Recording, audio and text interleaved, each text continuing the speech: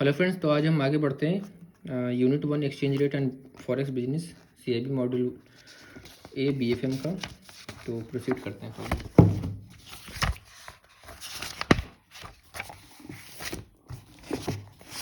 तो स्टार्ट करते हैं foreign exchange dealing room operations. तो foreign exchange dealing room operations की अगर हम बात करें तो जो भी फॉरेक्स से रिलेटेड जो ट्रांजेक्शन्स हो रहे हैं, जो डीलिंग्स हो रही हैं, तो ऑब्वियस सी बात है हम बैकग्राउंड में काफ़ी सारी चीज़ें उसके लिए चल रही हैं जो मैनेज कर रहे हैं उस ऑपरेशंस को। तो यहाँ पे हम देख रहे हैं the forex dealing room operations comprise functions of a service branch. ये क्या करता है, एक सर्विस ब्रांच का फंक्शन का रोल प्ले करता है for what, to meet the requirements of a customers of other branches और डिविजन्स टू बाई और सेल फॉरेन करेंसी। मतलब बेसिकली अगर हम देखें इसको शॉर्ट में बोल सकते हैं तो फॉरेन करेंसी को मैनेज करने के लिए फॉरेक्स डीलिंग रूम ऑपरेशंस क्या कर रही है, काम कर रही है। And also to manage nostro accounts. अब ये नॉस्ट्रो अकाउंट टर्म आया है तो मैं आपको थोड़ा सा डिटेल नॉस्ट्रो, वॉस्ट्रो, लोरो अकाउंट के बारे में बताता हूँ, तो इसको ध्यान से समझिएगा। पहला है आपका नॉस्ट्रो, दूसरा वॉस्ट्रो, इसको हम एग्जाम्पल के साथ भी समझेंगे। और तीसरे तरह का अकाउंट होता है आपका लोरो। इस अकाउंट की रिक्वायरमेंट कब आती है, जब भी हम फॉरेन ट्रांजेक्शन में डील करते हैं, फॉरेन करेंसी में डील करते हैं, तो हमें क्या होती है, इन अकाउंट्स की ज़रूरत आती है। अब सपोज़ कीजिए यहाँ पे पंजाब नेशनल बैंक की अगर हम बात करें तो पंजाब नेशनल बैंक अगर यूनाइटेड स्टेट्स ऑफ अमेरिका में सिटी बैंक के साथ कोई डीलिंग करता है तो ऑब्वियस सी बात है इस बैंक को वहाँ पे डील करने के लिए वहाँ पे अकाउंट चाहिए, क्योंकि विदाउट अकाउंट वो ऑपरेट नहीं कर पाएंगे। उसी तरीके से अगर सिटी बैंक जो यूएसए में है उसको इंडिया के साथ डील करना इन इंडियन करेंसी, तो ये केस 2 हो गया। और केस 3 क्या होगा, सपोज कीजिए पीएनबी डील कर रहा है सिटी बैंक के साथ, लेकिन एक और बैंक है, सपोज कीजिए आईडीबीआई बैंक। आईडीबीआई बैंक को डील करना है सिटी बैंक के साथ, लेकिन आईडीबीआई के पास कोई अकाउंट अपना नहीं है, तो आईडीबीआई के पास क्या ऑप्शन अवेलेबल है। तो हम जो नॉस्ट्रो, वॉस्ट्रो और लोरो की बात कर रहे हैं, तो मेरा पहला जो एग्जांपल था दैट इज नॉस्ट्रो, दूसरा वॉस्ट्रो, तीसरा लोरो। इसको समझते हैं। तो सबसे पहले नॉस्ट्रो अकाउंट। नॉस्ट्रो बेसिकली ये जो है लैटिन वर्ड है जिसका मतलब होता है आर्स। वॉस्ट्रो की बात करें तो इसका मतलब होता है योर्स। तो हमने यहाँ पे क्या बोला, हम बोल सकते हैं यहाँ पे our money that is on deposit at your bank. इसको शॉर्ट में समझते हैं, our money that is on deposit at your bank. Example मैंने आपको बताया पीएनबी का अकाउंट किस में है, यूएसए डॉलर में सिटी बैंक के साथ। ये आपका क्या है, इंडिया बेस्ड बैंक है। ये आपका सपोज के न्यूयॉर्क में ये अकाउंट है सिटी बैंक। तो इंडिया पीएनबी का क्या है, सिटी बैंक में अकाउंट है, और ये अकाउंट जो पीएनबी ऑपरेट कर रही है इन city bank for forex related transactions, तो वो क्या हो जाएगा, नॉस्ट्रो हो जाएगा। सेकंड समझते हैं वॉस्ट्रो। वॉस्ट्रो मतलब अगेन ये लैटिन वर्ड है, इसका मतलब है योर्स। तो हम यहाँ पे बोलते हैं योर मनी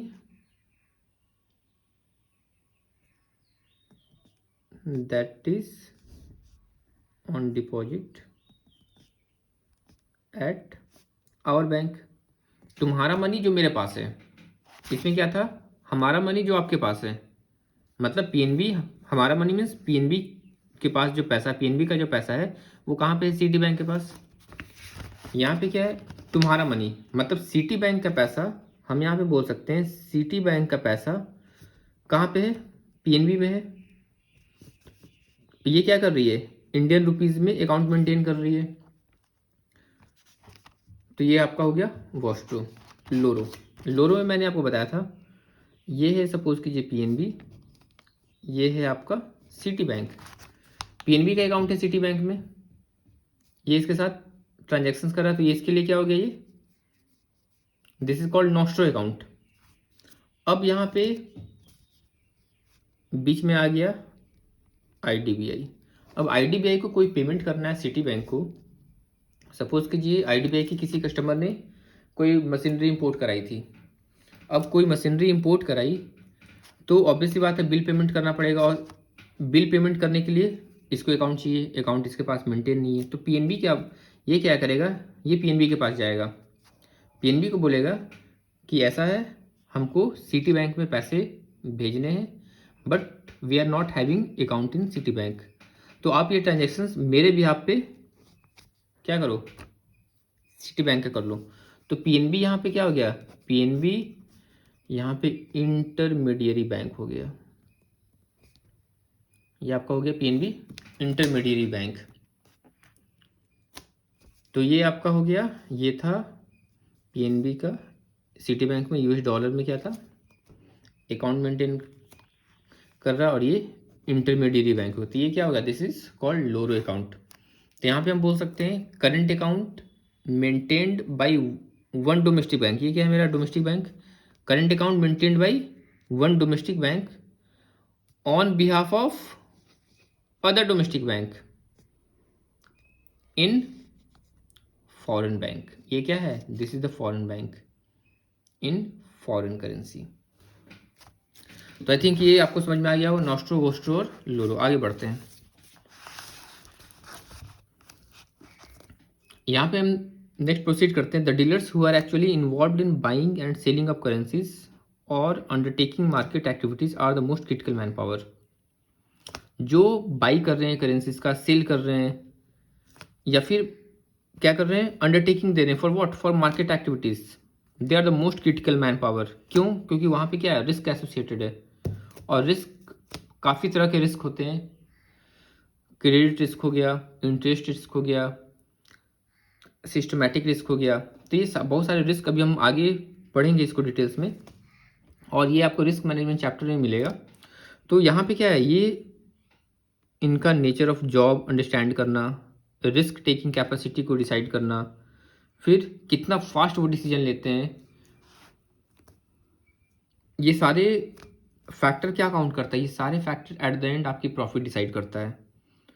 जो भी आप डीलिंग कर रहे हैं फॉरेन करेंसी में, तो उस पर क्या कर रहा है वो, उस पर वो decision making profit impact create कर रहा है। नेक्स्ट, और ये इतना सेंसिटिव होता है कि इवन अ स्मॉल मिस्टेक और मिस जजमेंट में wipe off the entire day profit in a second. अगर थोड़ा भी मिस मैनेजमेंट हुआ, थोड़ी भी गलती हुई, तो आपके पूरे दिन का जो प्रॉफिट है वो एक सेकेंड में क्या हो जाएगा, ख़त्म हो जाएगा। So the ability to work under stress, willingness to accept responsibilities, the ability to make decisions quickly is a good measure of aggressiveness and above all a willingness to recognize that one can be wrong। तो ये सारे factors क्या होते हैं, help करते हैं आपको एक गुड डिसीजन लेने में। तो आपका अगर आपने स्ट्रेस के अंदर काम नहीं कर रखा है, तो आपके पास अगर सडन स्ट्रेस आएगा तो आप क्या होंगे, आप अपने ट्रैक से डाइवर्ट कर जाएंगे और काफ़ी गलत डिसीजन भी ले सकते हैं। नेक्स्ट, जो डीलर हैं वो उनको क्या करना पड़ता है, दो पोजीशन मेंटेन करने पड़ते हैं। पहला होता है फंड पोजीशन, दूसरा होता है currency position. Fund position means what, fund position means we are talking about inflow and outflow of funds, like receivables हो गया या पेबल्स हो गया। और अगर इसमें कोई भी मिसमैच होगा, that will create what, that will create interest rate risk in the form of a possible overdraft interest in what, in nostro account, और loss of interest income on surplus credit balances. या तो वो क्या करेगा, एक interest create करेगा आपका nostro account में, या फिर आप क्या करें, अपने इंटरेस्ट इनकम को क्या कर रहे हैं, लूज कर रहे हैं। बैंक के पास क्या है, बैंक का जो अर्निंग्स है that is what, that is interest income and commissions. तो नेक्स्ट सेकेंड है currency position. Currency position on the other hand deals with the overbought और oversold positions arrived after taking various merchants और interbank transaction and the dealer will be concern with the overall net position which expose the dealer to exchange risk from market movements. तो यहाँ पे क्या बोल रहा है कि अगर आपने बहुत ज़्यादा खरीद लिया या बहुत ज़्यादा सेल आउट कर लिया, आप देखेंगे जैसे स्टॉक मार्केट की बात करें, सपोज कि जब मार्केट में एक हल्की सी कोई न्यूज़ आई या सपोज कि जो क्वार्टर रिजल्ट आने वाला और ये लग रहा है सर्टेन लग रहा है कि ये प्रॉफिटेबल होगी ये कंपनी, तो लोग क्या करते हैं धड़ाधड़ उस शेयर को बाई करना स्टार्ट करते हैं। तो वो क्या होता है, वो एक पर्टिकुलर टाइम के बाद ऐसा होता है कि उस पर्टिकुलर टाइम के बाद शेयर्स जो है वो ओवरबॉट हो सकते हैं और उस प्राइस उसका, क्योंकि जितना ज़्यादा आपका शेयर जब परचेज करने की एबिलिटी होगी, डिमांड यहाँ डिमांड सप्लाई का खेल हो गया, उतना ज़्यादा क्या होगा ये मार्केट में इसकी प्राइस अप होगी और at the end it will lead to what, it will lead to risk. Next है आपका दस the dealer also needs to manage gap position in different currencies. इसलिए जो डीलर होते हैं उनको क्या करना पड़ता है, गैप पोजिशन मेंटेन करना पड़ता है। So the other part of the dealing room is back office. Back office क्या करता है, बैक ऑफिस जितने भी प्रोसेसिंग से रिलेटेड जितने भी जो डील हो रहे हैं उससे रिलेटेड जो प्रोसेसिंग है, फिर रिकॉन्सिलेशन हो गया, एक अकाउंट्स को देखना हो गया, तो ये सारे क्या करते हैं वो बैक एंड पे उसको मॉनिटर करती है। नेक्स्ट है mid office. Third part is mid office. Mid office क्या करता है, ये रिस्क मैनेज करता है। So it deals with risk management and parameterisation of risk for the dealing room operations which include forex transactions. So mid office is also supposed to look after the compliance. It also looks after what, compliance of various guidelines, instructions, and is an independent function. और क्या करता है, ये independently function करता है. So with the increasing volume of foreign exchange transactions arising out of expanding international trade both in goods and services, cross-border flow of money also because of authorized dealers undertaking foreign exchange trading, the necessity for exercising management control over profit loss valuation and adhering to the prescribed guidelines limit need no emphasis. तो यहाँ पे authorise dealer की अगर हम बात करें तो authorise dealer कौन होते हैं, यहाँ पे कैटेगरी होता है AD1, AD2, AD3, authorise dealer 1, authorise dealer 2, authorise dealer 3। तो जो भी फॉरेन करेंसी में डील कर रहा है उसको एक लाइसेंस दिया जाता है, वो ऐसे कोई भी फॉरेन करेंसी में डील नहीं कर सकता है। तो अगर AD1 की बात करें तो जो ये हम आगे भी कवर करेंगे, AD1 की बात करें तो जो बैंक्स हैं, कमर्शियल बैंक्स हो गए या फॉरेन बैंक्स हो गए या प्राइवेट बैंक्स हो गए, तो वो AD1 कैटेगरी में आते हैं। AD2 कैटेगरी में कौन आते हैं, AD2 कैटेगरी में जो है वो वैसे लोग आते हैं जो मनी एक्सचेंजर का काम कर रहे हैं। आपने देखा होगा बहुत जगह आपको नज़र आएगा कि यहाँ पे करेंसी बदले जाते हैं, we deal in the foreign currency exchanges. तो they are what, they are the AD2 category. वो उनको क्या मिला है, लाइसेंस मिला है फॉर सेल एंड परचेज। तीसरा कैटेगरी होता है AD3। वो क्या करता है, मैं आपको ये साथ में दिखा भी देता हूँ ताकि जब ये टॉपिक पढ़ाऊँ। ऑथराइज पर्सन कैटेगरी 1, इसमें मैंने बताया आपका फाइनेंशियल इंस्टीट्यूशंस हो गए या फिर अदर इंस्टीट्यूशन जो फॉरेन एक्सचेंज से ट्रांजेक्शन कर, पहले इनको क्या बोला जाता था, ऑथराइज डीलर्स।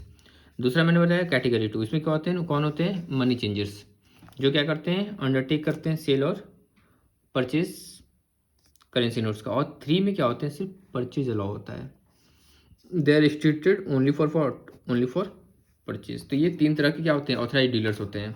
तो यहाँ पे इसका कैटेगराइजेशन कर दिया गया। और ये कैटेगराइजेशन कौन करता है, ये कैटेगराइजेशन आपका RBI करता है। और 2005 में RBI ने क्या किया था, जो ऑथराइज डीलर्स हैं, इस ऑथराइज डीलर को उसने क्या किया था, चेंजेस लाया था और ये 3 कैटेगरी में इसको डिवाइड किया गया था। वापस मूव करते हैं। नेक्स्ट है आपका फिडई। फिडई ये शॉर्ट फॉर्म भी एग्जाम में आपका आ सकता है। व्हाट डज फिडई, फिडई में D क्या स्टैंड करता है, D स्टैंड्स फॉर व्हाट। तो फिडई होता क्या है, this is foreign exchange dealer association of India. ये क्या होते हैं? Foreign exchange dealer association of India. जो आरबीआई है, आरबीआई क्या करता है? RBI has approved the guidelines on what? On uniform standard accounting procedure for valuation of foreign exchange profits and losses by authorised. अब जो ऑथराइज्ड डीलर्स हैं, at the end purpose क्या है? To gain commission, to earn money. तो जो profit and loss जो foreign exchange के कारण हो रहे हैं, तो फिडई क्या करता है? फिडई इसको मॉनिटर करता है। सो issued by and losses by authorized issued by FIDI which require banks to undertake profit or loss valuation। ये इससे क्या होता है? आपका प्रॉफिट और लॉस का वैल्यूएशन क्या कर सकती है? बैंक कर सकती है, और अपने ये फॉरेक्स पोजीशन में अपने स्टैंड को एसेटन कर सकती है at the end of each month, notwithstanding the practice of passing accounting at quarterly intervals. और ये क्या कर सकते हैं? हर महीने ये कर सकते हैं। बेसिकली हम इसको बोलें तो ये क्या कर रहा है? जो फॉरेन एक्सचेंज में जो प्रॉफिट और जो लॉस की जो वैल्यूएशन है, वो क्या कर रहा है? मॉनिटर कर रहा है। Next, FEDAI advises the valuation rates. ये क्या करता है?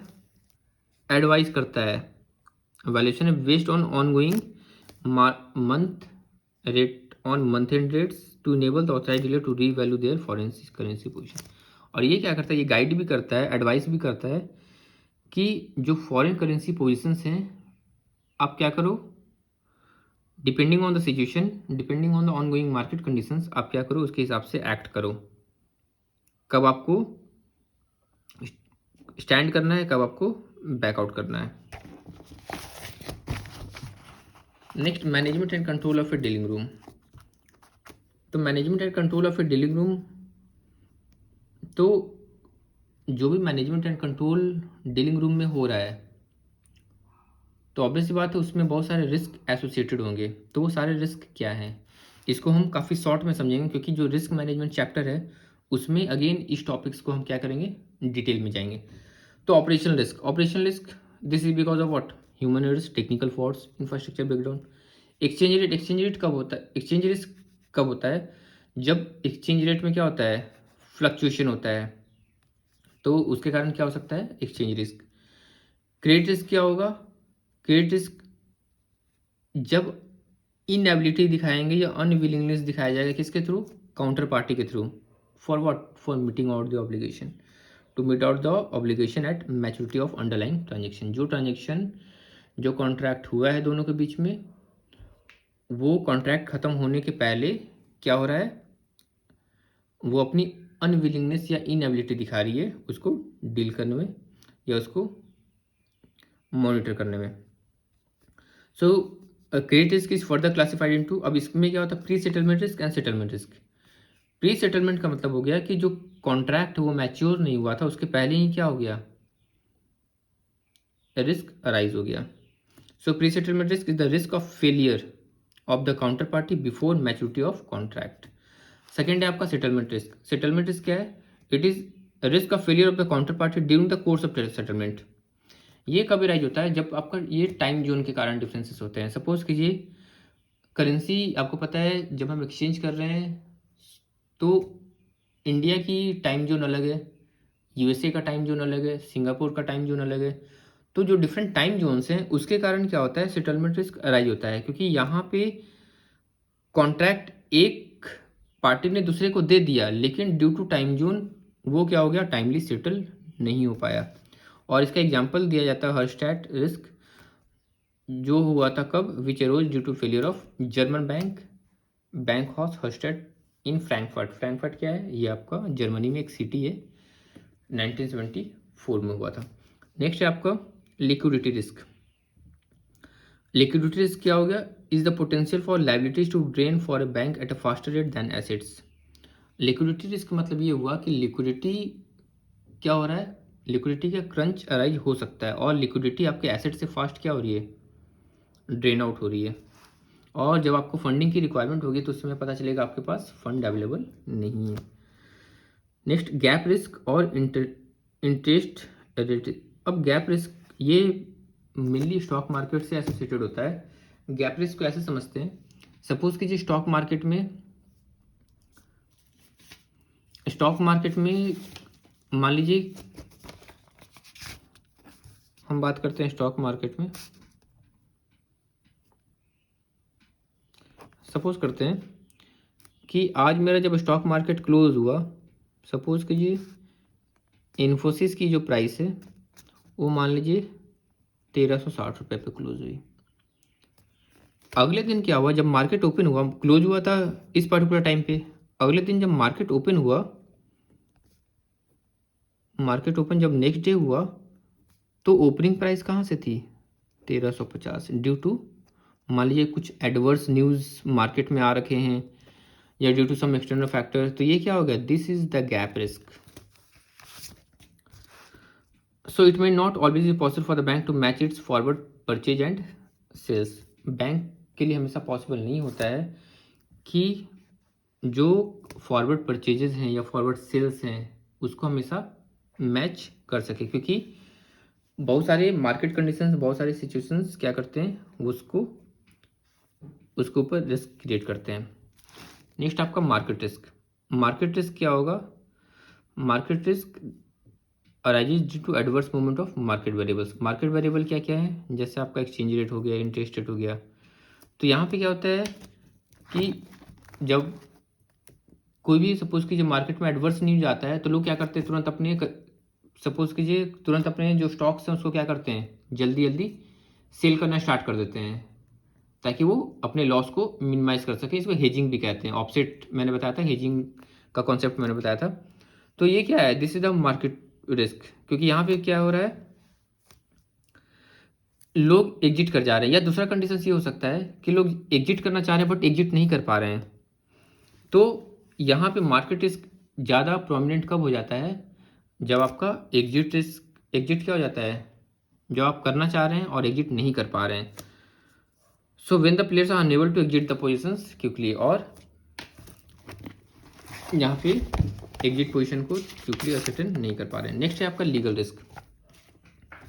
लीगल रिस्क में क्या होगा, सिंपल सी बात है, जो कॉन्ट्रैक्ट है वो क्या है, वो इन्फोर्सिएबल नहीं हो पा रहा है, तो ये आपका लीगल रिस्क हो गया। नेक्स्ट आपका सिस्टमैटिक रिस्क। यहाँ पे क्या होगा, कोई जब मेजर बैंक, जैसे आपने सुना होगा DSIB, domestically systemic important banks, तो DSIB जो है इसका सिग्निफिकेंस क्या है, मतलब these banks are too big to fail, मतलब हम इसके फेलियर को एफोर्ड नहीं कर सकते हैं, तो ये क्या होते हैं, DSIB होते हैं। सपोज कीजिए SBI है, आपको पता है कि SBI का क्या है, काफ़ी इंपॉर्टेंट रोल प्ले करता है किसमें, आपके पूरे इकोनॉमी में, मतलब एक मेजर पार्ट प्ले करता है वो। तो अगर SBI फेल कर गया, इसका मतलब पूरी इकोनॉमी क्या हो जाएगी, पूरी इकोनॉमी क्रैश हो सकती है।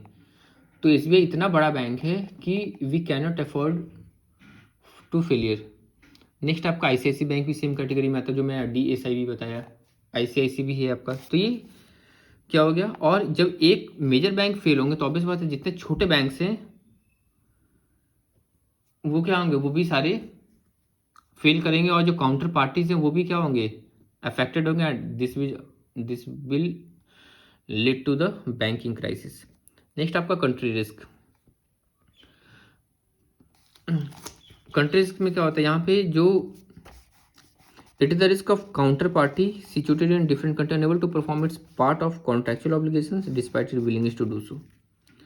यहाँ पे क्या होता है कि आपकी विलिंगनेस है उस कॉन्ट्रैक्ट को पूरा करने के लिए, but due to some regulations और पॉलिटिकल इकोनॉमिक इनएस्टेबिलिटी हम क्या कर रहे हैं, उसको नहीं कर पा रहे हैं। तो ये क्या हो गया है, ये आपका कंट्री रिस्क। सोवरेन रिस्क कब आएगा, जब से सपोज कीजिए आपने सुना होगा न्यूज़ में कि इंडिया ने श्रीलंका को $200 मिलियन का लोन दिया। तो अगर इंडिया 200 मिलियन देती है किसको, श्रीलंका को, और Sri Lanka at an agreed for an agreed time duration, और श्रीलंका उसको असर्टेन नहीं कर पा रही, मतलब उसको उस डेट को नहीं रीपे कर पा रही है, तो यहाँ पे क्या हो जाएगा, यहाँ पे सॉवरेन रिस्क अराइज हो जाएगा। नेक्स्ट है आपका आरबीआई फिडई गाइडलाइंस। तो कोई भी मार्केट में रन कर रहा है तो एक सेट ऑफ गाइडलाइंस के तहत क्या करता है, वो रन करता है। एक सेट ऑफ गाइडलाइंस होते हैं, एक सेट ऑफ रूल्स होते हैं।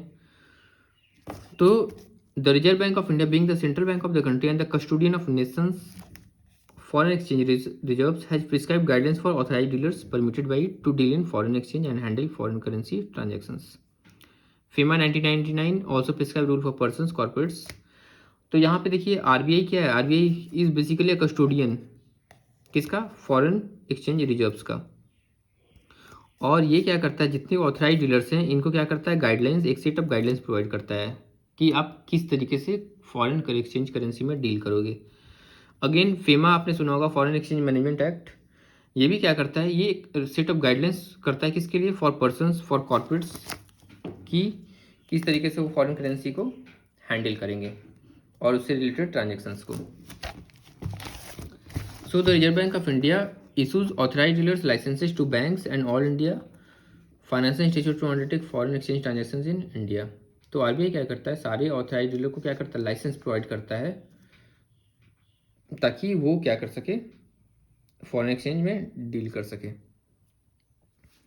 और अगर हम प्रेजेंट सिचुएशन की बात करें तो अराउंड 90 ऑथराइज डीलर से ज़्यादा हैं, जिसमें आपके पब्लिक सेक्टर बैंक भी आते हैं, फॉरेन बैंक भी आते हैं और a large number of private bank भी आते हैं। और इसमें फ्यू क्या है, ऑल इंडिया फाइनेंशियल इंस्टीट्यूशंस भी हैं और शेड्यूल्ड कोऑपरेटिव बैंक्स भी कुछ हैं। Again RBI also issues money changer licences to a large number of established firms, companies, hotels, shops to deal in foreign currency notes. तो RBI क्या करता है, मनी एक्सचेंजर लाइसेंस भी इशू करता है। आपने देखा होगा, आप होटल में, बहुत बड़े बड़े होटल होते हैं, उसमें फॉरेन एक्सचेंज करेंसी का भी क्या होता है, फैसिलिटी होती है। तो वो ऑब्वियसली बात है, वो लाइसेंस काम किसने दिया, आरबीआई ने दिया।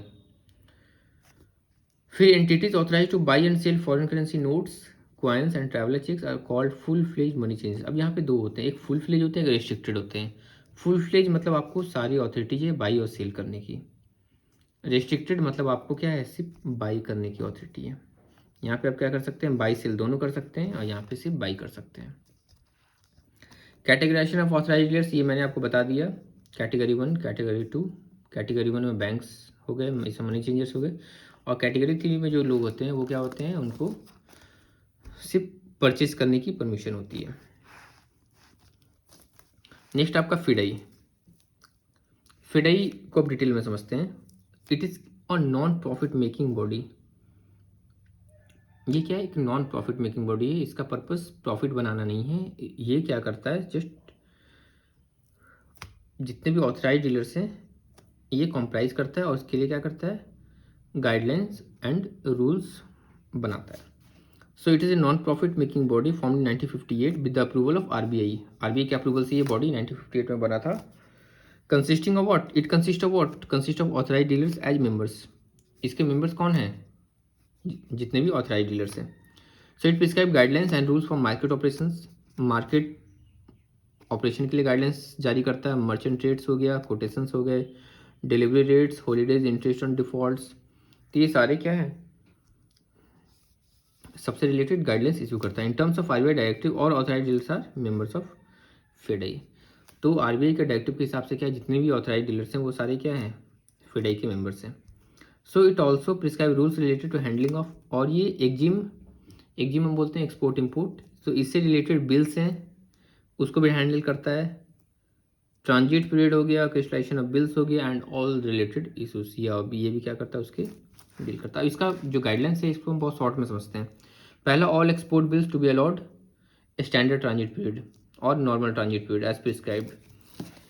कोई भी डीलिंग होती है, जैसे आपने देखा था स्पॉट हो गया, टॉम हो गया, रेडी हो गया, फॉरवर्ड हो गया, तो ये क्या है, ये गाइडलाइंस है कि अगर आपका रेडी है तो आपका नेक्स्ट डे ये सेम डे एग्जीक्यूट हो जाएगा, टॉम है तो नेक्स्ट डे एग्जीक्यूट हो जाएगा, स्पॉट है तो सेकेंड डे T+2 डे में हो जाएगा, फॉरवर्ड आपका उससे ज़्यादा दिन में होगा। तो ये क्या एक सेट ऑफ गाइडलाइंस है Similarly, export bills drawn in foreign currency purchase discount negotiated must be crystallized into rupee liability in case of delay in relation of export bills.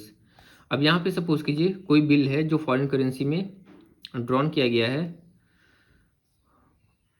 या परचेज किया गया डिस्काउंटेड या नेगोशिएटेड, तो वो क्या होगा, it must be crystallise into what, into रूपी liability. कब? जब इसकी रियलाइजेशन में क्या हो रहा है, डिले हो रहा है। नेक्स्ट आपका unpaid foreign currency import bill drawn under letter के shall be crystallise as per the stated policy of bank in this. जितने भी unpaid foreign currency import bills होते हैं जो एलसी के अंडर में ड्रॉन किए जाते हैं, तो उनको क्या करना है, क्रिस्टलाइज करना है as per the policy of bank. All forward contract must be for a different amount and period with specific delivery dates. जितने फॉरवर्ड कॉन्ट्रैक्ट होते हैं वो क्या होना चाहिए, एक डिफरेंट अमाउंट के लिए और पीरियड के लिए होना चाहिए। फॉरवर्ड आपको पता है T+2 से ज़्यादा दिन के लिए क्या होता है, फॉरवर्ड होता है। तो एक टाइम फ्रेम और टाइम अमाउंट ये क्या होना चाहिए, आपका सेट होना चाहिए। Next, cancellation of forward contract. All contract which have matured and have not been picked up shall be automatically cancel on the third working day after the maturity day. Forward contract में यहाँ पे क्या है कि अगर suppose कीजिए आपने contract 1 महीने के बाद का किया, वो मैच्योर हो गया लेकिन वो पिकअप नहीं हुआ मैच्योरिटी के बाद, तो ये क्या है, तीसरे वर्किंग डे में क्या हो जाएगा, ये आपका ऑटोमेटिकली कैंसिल हो जाएगा। So this is the cancellation of forward contracts. All cancellation shall be at banks opposite TT rate, TT selling rate for purchase contract and TT buying rate for sale contract. तो जितने भी cancellation हैं ये आपका क्या होगा, banks opposite TT rates, bank just TT rate के opposite में क्या होगा, अपोजिट रेट में वो कैंसिल होगा। TT selling rate for purchase contract and TT buying rate for sale contract. मतलब कि अपोजिट का मतलब ये हुआ कि जो टीटी बाइंग में हम करते थे वो टीटी सेलिंग में करेंगे और टीटी सेलिंग में जो करते थे टीटी बाइंग में करेंगे। तो यहाँ टीटी सेलिंग रेट में आप देख रहे हैं किसके लिए, परचेज कॉन्ट्रैक्ट के लिए, एंड टीटी बाइंग रेट में सेल कॉन्ट्रैक्ट। मैं नेक्स्ट वीडियो में TT selling rate, TT buying rate, इसको बहुत डिटेल में समझेंगे क्योंकि इससे रिलेटेड न्यूमेरिकल्स वगैरह जब करेंगे तो उसके पहले ये टॉपिक को समझना काफ़ी ज़रूरी है। तो नेक्स्ट बात करते हैं, in the event of delay in payment of interbank foreign currency funds interest eight 2% above prime rate of the currency of specified bank shall be paid by the defaulting bank. यहाँ पे क्या है कि अगर कोई पेमेंट पर delay होता है, कब, जब इंटरबैंक फॉरेन करेंसी फंड्स में, तो आपको क्या करना है, 2% का इंटरेस्ट पे करना पड़ेगा of the prime rate by the defaulting bank. Next आपका in the event of delay in payment of rupees settlement fund interest for delayed period at 2% above the NSE MIBOR ruling on each day shall be paid. अब मैंने आपको ABM में बताया था किसके बारे में, सॉरी इसी चैप्टर के मैंने फर्स्ट वीडियो में बताया था इसके बारे में। जब हम लोगों ने डिस्कस किया था फॉरेन करेंसी तो मैंने आपको बताया था कि हम क्या करते हैं, लिखते हैं $1 equal to how many rupees. मतलब हम क्या कर रहे हैं, इसको in terms of per unit of foreign currency represent कर रहे हैं। लेकिन साथ ही साथ मैंने आपको एक्सेप्शंस दिए थे, जैसे जापानीज येन हो गए, इंडोनेशियन डॉलर, इंडोनेशियन रुपया हो गया, केनियन सिलिंग हो गया। इसको हम क्या करते हैं, इसको हम 100 यूनिट्स ऑफ फॉरेन करेंसी में क्या करते हैं, रिप्रेजेंट करते हैं। मतलब यहाँ पे पहले केस में क्या है, $1 इक्वल टू ₹70, सेकेंड केस में क्या है, 100 Japanese yen equal to let us suppose 100 rupees. तो ये आपका क्या हो गया, 100 यूनिट्स के टर्म में क्या करते हैं, एक्सप्रेस करते हैं। FIDE also prescribe code of conduct for forex dealers and as also guidelines with regards to dealing with forex broker. ये क्या करता है, कोड ऑफ कंडक्ट भी प्रोवाइड करता है, किसके लिए, फॉरेक्स डीलर्स के लिए। Let us also see some of the RBI guidelines applicable to authorized persons with regard to their operations and risk management of their own asset liability and product that can be offered by। पहला AD category 1। AD category 1 में मैंने आपको बताया था किसमें आप क्या कर सकते हैं, banks are allowed to open and close rupee accounts in the name of their overseas branches और correspondents without prior reference to, और बिना RBI के प्रायर रेफरेंस के बिना वो कर सकती है। Next, opening of rupee account in the name of exchange houses for facilitating private remittances through exchange houses requires prior अब यहाँ देखिए ओपनिंग ऑफ रुपी अकाउंट, हम क्या कर रहे हैं, रुपी अकाउंट ओपन कर रहे हैं इन the name of exchange houses for what, for facilitating the private remittance, private remittance के लिए हम ओपन कर रहे हैं। तो इसके लिए हमको क्या करना पड़ेगा, आरबीआई से अप्रूवल लेना पड़ेगा। Next AD category 1, banks are allowed to open और close foreign currency accounts abroad to route foreign exchange transaction handle by them. और क्या, banks are allowed to open and close foreign exchange accounts abroad to route foreign exchange transaction handle by them. और इसको ये भी authorise है कि वो foreign currency accounts को क्या कर सकती है, ओपन या क्लोज कर सकता है, जैसे मैंने आपको नोस्टो का एग्जांपल दिया था। Next, banks are free to undertake investment in overseas market, banks के पास क्या है, फ्री हैंड है for undertaking investment decisions in overseas market in money and market instruments. Next, surplus funds in nostro account can be utilise for granting loan to resident constituents for meeting their foreign exchange और rupee working capital. Nostro account में जो surplus fund होगा उसको utilise करने के लिए क्या करेंगे, फॉर ग्रांटिंग लोन्स टू, उसको यूटिलाइज कर सकते हैं लोन ग्रांट करने में, किसके लिए, for resident constituents for meeting their foreign exchange और रुपी वर्किंग कैपिटल, जिसको रुपी वर्किंग कैपिटल की रिक्वायरमेंट है या फॉरेन एक्सचेंज वर्किंग कैपिटल की रिक्वायरमेंट है या कैपिटल एक्सपेंडिचर नीड्स की रिक्वायरमेंट है, तो हम क्या कर सकते हैं, जो एक्सेस मेरा फंड है नोस्टो अकाउंट में उसको हम यूज कर सकते हैं। नेक्स्ट आपका loan overdrafts, all borrowings of banks including ECB external commercial borrowings and temporary overdraft in nostro accounts not adjusted within 5 days shall not exceed 50% of the unimpaired tier 1 capital और $10 million which is higher. अब जितने भी bank के borrowings हैं जिसमें external commercial borrowings भी आता है और टेम्पररी ओवरड्राफ्ट भी आता है जो नोस्टो अकाउंट में लिया गया है, if not adjusted within 5 days, अगर ये 5 दिन में एडजस्ट नहीं करते हैं, then shall not exceed 50% of the unimpaired tier 1 capital और $10 million whichever is higher. तो वो 50% से ज़्यादा जो टायर 1 कैपिटल है आपका, टायर 1 कैपिटल मैं आपको पढ़ाऊँगा जब इसमें हम बात करेंगे बेसिल नॉर्म्स की, तो उसमें आपका टायर 1 कैपिटल टायर 2 कैपिटल की बात करूँगा। तो 50% से ज़्यादा एक्सीड नहीं कर सकते टायर 1 कैपिटल का या $10 million, दोनों में से जो ज़्यादा होगा। Next, banks can also allow resident to book forward exchange rate contact to his their exchange rate, और बैंक और ये भी अलाउ करता है कि to book forward exchange contract for what, to hedge their exchange rate exposure, hedging करने के लिए भी ये प्रोवाइड करता है power. Also bank should certify themselves about the genuine of underlying documentary evidence and exposure, तो बिल्कुल बेसिक चीज़ें हैं। Then banks can allow the importer exporter customer to book forward contract on basis of declaration of exposure and based on past performance up to an average of the previous 3 financial year. Again ये सब normal points हैं। Similarly small SME can book forward contract to his, तो ये सारे क्या हैं, these are the set of rules जो follow करने हैं। Next, bank can also offer foreign currency, the banks can enter into cross currency options, bank क्या करते हैं, क्रॉस करेंसी ऑप्शंस भी ऑप्ट कर सकती है। Then banks can also enter into foreign currency rupee option with their customer on back to back basis subject to RBI permission. तो इस तरीके से ये चैप्टर खत्म होता है, चैप्टर खत्म होता है, बट एग्जाम्पल्स अभी हम लोग करेंगे। और ये जो एग्जाम्पल्स हैं, इस एग्जाम्पल को समझने के लिए पहले हम लोग जो नेक्स्ट वीडियो में हम क्या करेंगे, हम डिस्कस करेंगे TT buying rate, TT selling rate, और किस तरीके से ये सारे न्यूमेरिकल्स को समझेंगे, क्योंकि ये न्यूमेरिकल्स काफ़ी इंपॉर्टेंट है।